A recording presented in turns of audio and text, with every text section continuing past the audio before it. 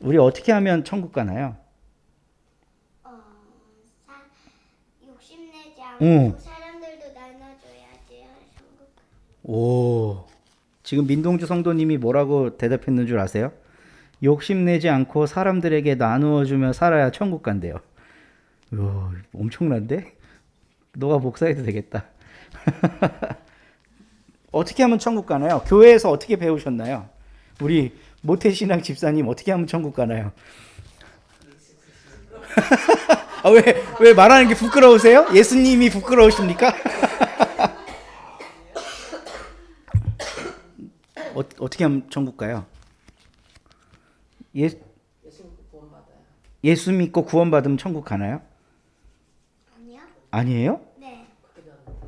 어, 네. 아, 그러니까 어떻게 생각하느냐를 여쭤보는 게 아니고 어떻게 배워오셨는지. 그리고 그 배운 게 생각이어도 잘못은 아닙니다. 네, 전혀 부끄러울 일이 아니죠.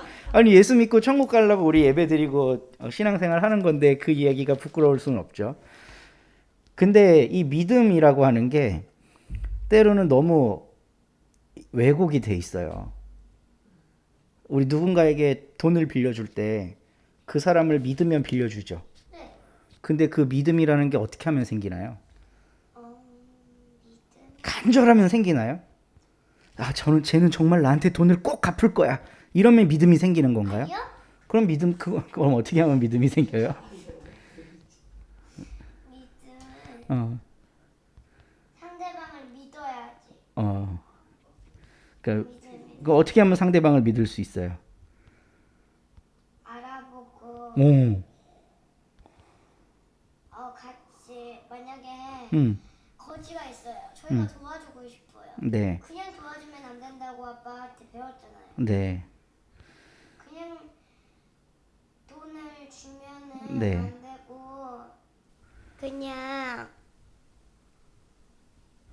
같이 뭐 밥도 먹고 같이 지내봐야지 어, 도와주는 거예요. 야, 아니 이렇게 벌써 하산해도 될 때가 7살짜리가 하산해도 되면 어떡해요? 상대방에게 돈을 빌려줄 땐 그 사람과 같이 살아도 보고 지내도 보고 밥도 먹어보고 이 사람이 어떤 사람인지 알면 그때 믿게 되죠. 그러니까 우리는 믿음이라는 말을 일상생활에서 허투루 쓰지 않아요. 사람과 사람과의 믿음이라는 말은 엄청난 관계성 속에 있는 거지 그냥 간절하거나 추상적인 게 아니에요. 내가 진짜로 믿으면 믿어지는 게 아니라는 거예요. 관계성 속에 있는 거지. 그럼 우리가 하나님을 믿는다는 거는 무슨 의미일까? 이거를 우리는 너무 주술적이고 관념론적이고 추상적으로 이해한다는 거예요. 그냥 내가 진심으로 내 마음이 진짜면 이런 식으로 오해한다는 거죠. 근데 믿음이라는 건 나와 하나님과의 관계성 속에서 생기는 거예요. 그럼 결국 관계가 없으면 믿음이라는 게 있을 수 있다 없다? 없어요. 하나님하고 나와의 관계성이라는 게 없으면 믿음은 아예 존재 자체가 불가능합니다.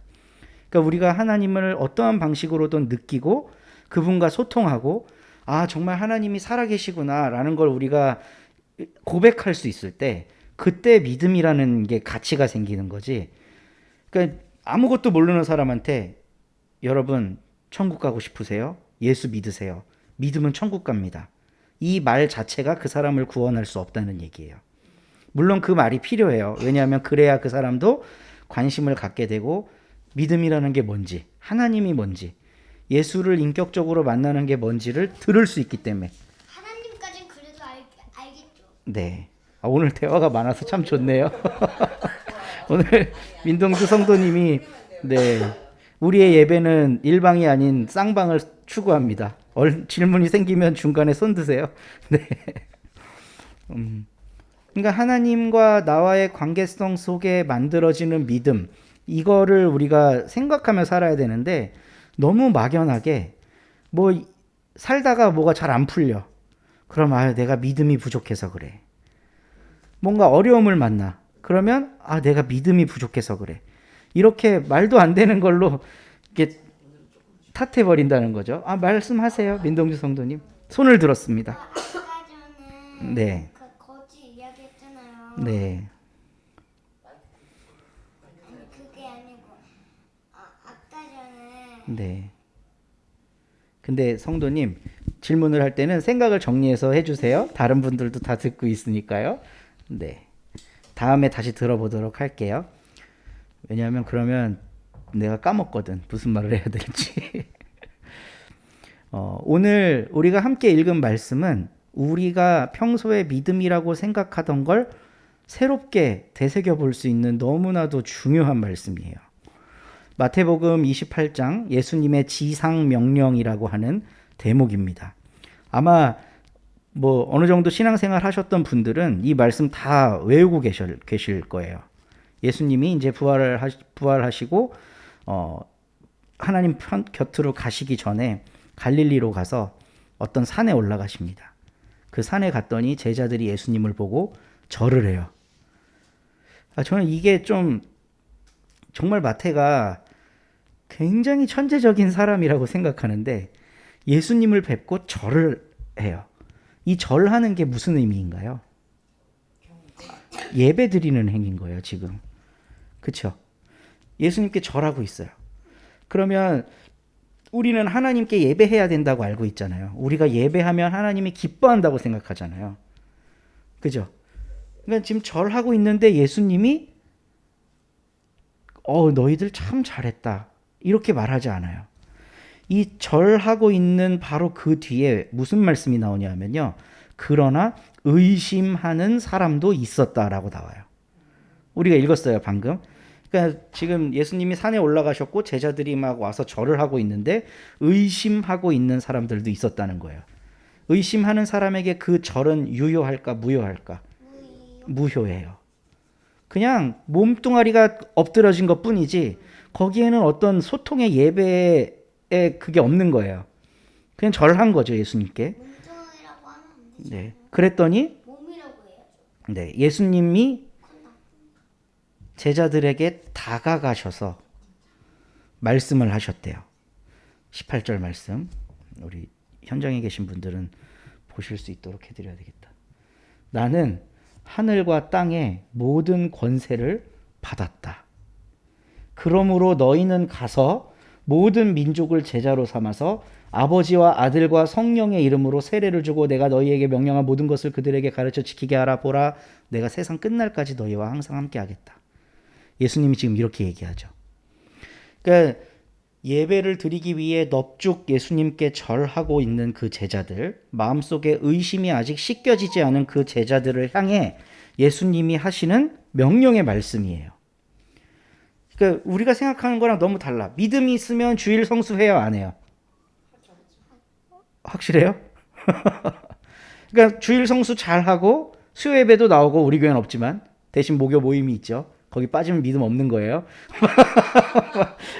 어떤 교회에서 정한 예배 공간들, 시간들이 있어요. 보통 안수집사, 장로, 권사 이런 거 되려면 그거 빠짐없이 나가야죠. 그렇죠? 그래서 전문직 분들은 돈도 있고 어느 정도 그 의식도 있는데 잘 장로가 안 돼요. 왜냐하면 예배를 다 못 나오니까. 예배를 다 못 나와서. 엊그저께도 제가 그 경매를 아주 좋아하는 집사님 한 분을 만났는데 자산이 한 3천억 정도가 된대요. 그러니까 뭐 인사동에 말만 하면 아는 빌딩 건물주고 그런 빌딩이 서울에 한 5개쯤 있다는 거예요.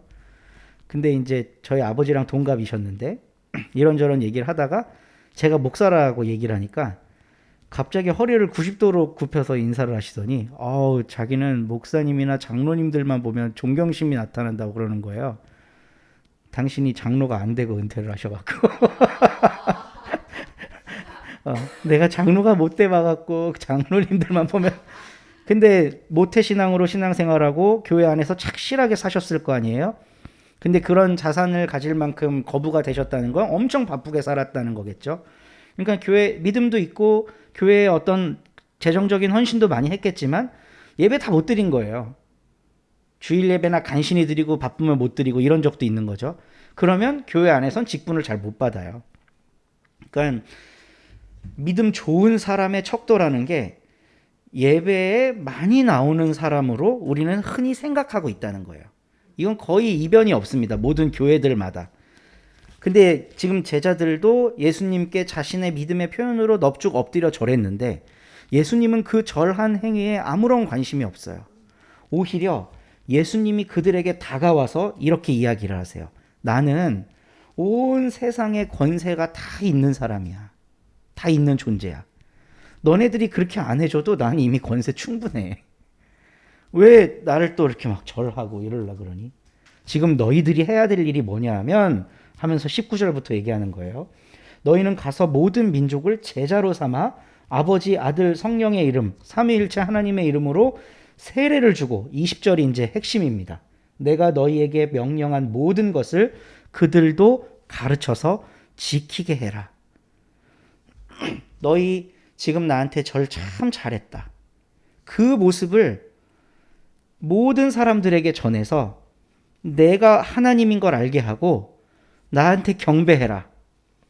나한테 예배하고 점점 더 많은 사람들이 더 예배 많이 드릴 수 있도록 해라. 예수님이 그러지 않았다니까요. 지상 명령이라 그래서 마태복음 마지막에 나온 가장 중요한 명령이라고 우리는 이야기합니다. 이 마태복음 28장을. 이 가장 중요한 명령이 예수님의 가르침의 핵심 아니겠어요? 예수님은 넙죽 엎드려 절하고 있는 그 제자들을 칭찬하지 않으세요. 너희가 거기 머물러서 절하고 있을 게 아니라 나가서 내가 가르쳐 준 거를 지키게 해라. 그거를 실천할 수 있도록 해라. 이걸 예수님이 지금 제자들에게 이야기하고 있다는 겁니다. 그래서 이 제자들이 이제 마태복음과 사도행전은 실질적인 관계가 없는데 우리는 교회 역사를 알고 있으니까 사도행전으로 꽁충 뛰어 넘어가 보면 사도행전에서 이 제자들이 만든 공동체는 엄청난 공동체였습니다. 유무상통, 가난한 사람이 없어지는 공동체, 부자가 이 돈 다 내 거야 라고 주장하지 않는 공동체, 가난해도 주눅들지 않을 수 있는 공동체, 집이 없으면 다른 사람을 우리 집으로 초청해서 함께 살 수 있게 하는 그런 공동체를 만들어내요. 사도행전 2장에 나오고 4장에 2번이나 나옵니다. 똑같은 내용이 2번 나온다는 것은 사도행전 저자가 엄청 강조하고 있다는 거거든요. 성령 받은 사람들이 공동체가 됐더니 무리 중에 가난한 사람이 없더라라는 증언이 2번이나 나오는 거예요. 그러니까 이 제자들이 예수님의 명령을 받아서 실제로 밖에 나가서 그렇게 살아보자라고 운동을 펼쳤더니 교회라는 게 생겨났고 그 교회 안에는 높은 사람, 낮은 사람, 부자, 가난한 사람 이런 경계가 싹 다 허물어져 버렸다는 겁니다. 인간과 인간 사이에 경계가 생기잖아요. 그럼 그 인간은 자연하고도 경계를 칩니다. 오늘 깨우는 말씀 심계순 집사님께서 낭독해 주신 그 말씀을 보면 그러니까 되게 재밌는데요. 오늘 마태복음 말씀은 예수님이 승천하시면서 남긴 마지막 말씀이고요. 창세기 1장 28절 말씀은 하나님이 천지를 창조하시고 인간에게 처음으로 주신 명령이에요. 이 처음으로 주신 명령과 마지막 명령이 완전 똑같은 말씀이라는 겁니다. 처음으로 주신 말씀이 뭔지 기억하신다면 생육하고 번성하여 땅에 충만해라. 이 땅을 다스리고 정복해라. 내가 이 땅에서 나는 모든 것들을 너에게 다 주겠다. 그리고 너는 씨 맺는 열매들을 너의 양식으로 삼아라. 하나님이 창세기 1장 27, 28, 29, 30에서 이렇게 명령을 하고 계세요. 근데 이 명령을 인간이 어떻게 오해를 했냐 하면요. 인간이 가장 높고 지고지순한 존재고 하나님과 같은 형상으로 창조되었기 때문에 다른 것들보다 우위에 있다고 생각한 거예요. 이게 벌써 딱 인간적인 생각이죠. 보세요. 사도행전에 가면 사람과 사람 간의 계급이 허물어진다 그랬죠. 돈 많은 사람 없는 사람 차별이 없어진다 그랬잖아요. 그들이 공동체가 되잖아요. 그러니까 예수님이 가르쳐 주신 대로 살면 경계가 허물어지는데 그 반대로 살면 경계가 세워져요. 1장 28절 말씀을 바로 오해하는 거예요. 아, 내가 더 높구나 라고. 아, 우리 인간이 다른 피조물보다 더 높구나. 이렇게 딱 경계를 짓는 거예요. 그러니까 저는 그 말씀을 지난 시간 동안 교회가 엄청나게 오독을 해왔다고 생각하고 1970년대, 80년대에 하버드 대학교 일반 역사학자 교수가 있는데요. 린 화이트 주니어라고 하는 분이에요. 근데 이분이 왜 오늘날 생태 위기가 생겼을까를 철학적으로 규명한 논문이 하나 있는데 그게 전 세계에 막 엄청 확산되고 타임지라고 하는 미국에서 영향력 있는 잡지에 원문이 그대로 다 실리기도 했어요. 근데 이 생태 위기의 책임이 누구에게 있냐고 결론이 났는 줄 아세요? 기독교에 있다고 결론이 났어요. 기독교에 있다고. 과학기술 발전이라는 게 왜 일어났을까? 중세 수도원 운동 때문이라는 거예요. 수도원은 마을에서부터 멀어요. 그러면 거기서 농사 지으려면 어떻게 해야 돼요? 물 끌어와야죠. 그럼 저 강에 있는 물을 수도원까지 끌어오는 기술이 발달해요. 하나님은 강을 원래 흘러가는 방향대로 창조하셨는데 내가 지배하고 다스릴 수 있다고 생각하기 때문에 강줄기를 바꿔서 우리 수도원까지 끌어오는 거예요. 거기서 풍차 만들고 동력 만들고 그래서 더 많은 곡식과 저장 공간을 만들어내고 이렇게 하면서 과학기술이라는 게 발전했다는 거예요. 민가로부터 멀리 떨어진 수도원이 편하게 살기 위해서라는 거죠. 이게 린하이트라고 하는 그 역사학자가 규명한 겁니다. 저도 어느 정도 동의를 하고 이런 것들이 가능하게 한 성경 구절이 창세기 1장 28절이라고 얘기해요. 이 본문을 지배하고 다스리는 것으로 기독교인들이 해석을 했기 때문에 그 자연에 대해 인간이 지배권이 있다고 주장하게 됐다. 그래서 강줄기를 바꿔도 정당화된다. 그 산이 마음에 안 들면 까서 없애도 정당화된다. 인간이 더 위에 있기 때문에. 그러니까 저는 그분의 논문을 읽다가 야, 정말 우리가 크게 잘못 생각하고 있구나. 왜냐하면 제 고향 양평이 이거랑 굉장히 밀접한 연관이 있거든요. 양평하면 가장 먼저 떠오르는 이미지가 산 좋고 물 좋은이에요. 근데 어떤 정권 때는 산을 엄청 까갖고 거기다 집을 막 짓고 양평에 가면 전원주택들 되게 많거든요. 근데 그 전원주택이 인위적인 전원주택이 태반이에요. 산 까고 만드는 거예요. 그리고 양평은 오래전부터 그 상수도 보호구역이라서 강 근처에다가 뭘 못해요. 근데 어떤 때는 또 엄청 개발을 해요. 강 주위에. 어떤 때는 또 개발을 못하고. 그러니까 사람이 다 정하는 거라는 거거든요. 그거를. 그러니까 이런 일들이 매일같이 우리의 눈앞에서 현실적으로 벌어지고 있는데 그게 과연 정당하느냐는 질문은 누가 하고 있지 않다는 거죠. 누군가 하고 있지 않다는 거예요. 하나님이 인간에게 더 큰 권한을 주신 건 그만큼 더 섬기고 더 자연을 보호하라고 권한을 주신 걸 텐데 우리는 그거를 정반대로 까고 파고 물줄기 바꾸는데 이용해 왔습니다. 그리고 인간과 인간과의 관계에 있어도 마찬가지예요. 교회 안에도 계급이 있어요. 제가 어릴 때 참 부끄러운 고백이긴 한데 초등학교 때 저희 어머니가 아동부 총무를 하셨어요. 그리고 저보다 2살 어린애 후배 아빠가 아동부 부장을 했거든요. 근데 부장이 높냐 총무가 높냐 갖고 걔랑 막 싸우고 그랬어요. 내 생각엔 총자가 더도 총무가 높은 것 같아. 부장은 두 번째인 것 같아. 부사장 이런 걸로. 그래서 이제 총무가 높냐 부장이 높냐 이런 걸로 막 언쟁하고 그랬다니까요. 근데 어린 아이에게도 그런 그 계급의 마음이 있는데 이거 누가 심어줬냐는 거예요.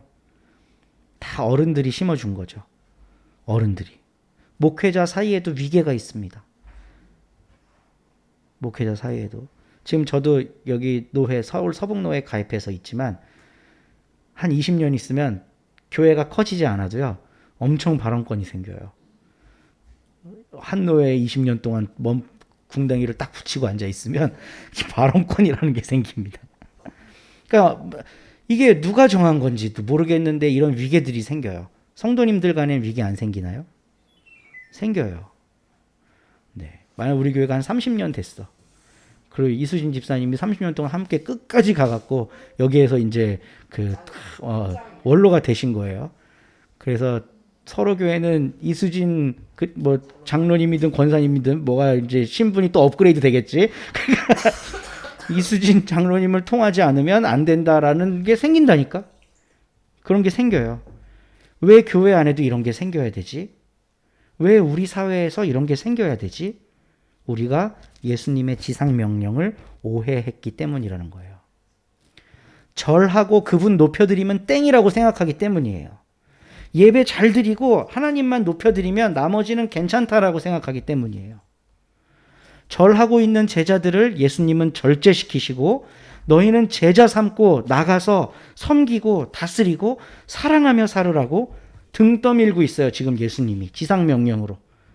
너네 참 잘한다. 예배 잘 드린다. 여기 와갖고 더 아름다운 예물 바치고 더 아름답게 예배하고 너네 지금 12명밖에 안 되지만 30배, 60배, 100배로 늘어나서 오케스트라도 하고 뭣도 하고 뭣도 하고 이렇게 예배 드려.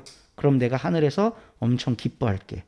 예수님 절대 그렇게 명령하시지 않았고 성경 전체에서도 예수님이 그렇게 명령하신 적이 단 한 번도 없습니다.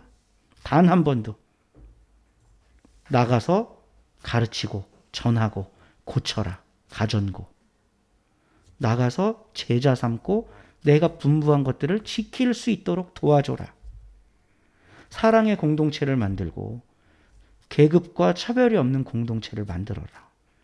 그래서 우리 제자들이 초대 교회를 세운 겁니다. 초대교회. 성경을 보잖아요. 초대교회에서 예배했다는 말 없어요. 갖고 와보세요. 찾아서. 초대교회에서 예배한 순서 있으면. 초대교회가 어려울 때 어떻게 살아야 되는지 어떤 그 선택을 해야 되는지에 대해 써 있어요. 고린도서 전서 후서 보잖아요. 고린도 교회에서 어떻게 예배했느냐는 게 단 한 구절도 안 나와요. 고린도 교회가 치고받고 많이 싸웠거든요. 치고받고 싸우지 말고 서로 사랑하면서 살아라. 이게 고린도서의 핵심이에요. 그러니까 결국 신앙인에게 가장 중요한 건 안 싸우고 서로 사랑하면서 서로가 각각 지체임을 인정하고 공동체로 사랑하면서 하는 게 훨씬 더 중요하다는 거죠. 고린도 전후서 100번 읽고 나서 정말 하나님께 예배 잘 드려야지 이런 결심을 하는 사람은 완전 뭐라 그럴까 이 문해력이 없는 사람인 거예요. 문해력이. 사랑하면서 살아야 되는구나. 이거를 깨달으면 고린도 전후서를 제대로 읽은 거죠. 그러니까 우리가 어떤 삼위일체, 예배 이런 어떤 교리에 사로잡혀서 사랑하며 살아야 할 이 본분을 상실하고 신앙생활 할 때가 참 많다.